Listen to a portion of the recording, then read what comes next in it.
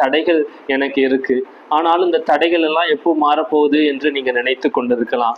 புதிய மாசத்துல வந்தாலும் அநேக தடைகள் மத்தியிலே என் குடும்பம் இருக்கிறது, ஒரு மன போராட்டத்திலையும் மன சஞ்சலத்திலையும் என் குடும்பம் இருக்கிறது என்று நீங்க கலங்கி கொண்டிருக்கலாம். அநேக வருத்தங்கள் உங்கள் இருதயத்தில் இருக்கலாம். இந்த மாசத்துல கர்த்தர் என் வருத்தங்களுக்கு ஒரு முடிவுக்கு கொண்டு வருவாரா, என் கண்ணீருக்கு ஒரு முடிவை கொண்டு வருவாரா என்று நீங்க நினைத்து கொண்டிருக்கலாம். நம்ம இந்த மாசத்தில் அதான் ஆண்டவர் நமக்கு கொடுத்திருக்கிற அதே வார்த்தை தான். நம்ம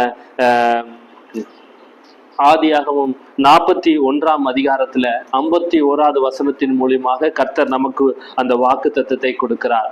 நான் உன் வருத்தங்கள் யாவையும் மறக்க பண்ணுவேன், வருத்தங்கள் யாவையும் நான் மறக்க பண்ணுகிற கர்த்தராக இருக்கிறேன் என்று ஆண்டவர் சொல்கிறார். வருத்தங்கள் அநேகமாக இருக்கலாம். ஒவ்வொரு பேருக்கும் ஒவ்வொரு சூழ்நிலைகள் மூலியமாக வேதனையும் கண்ணீரும் இருக்கலாம். ஆனாலும் அந்த வருத்தங்களை எல்லாவற்றையும் நான் அதை மறக்க பண்ணுவேன் என்று ஆண்டவர் சொல்கிறார்.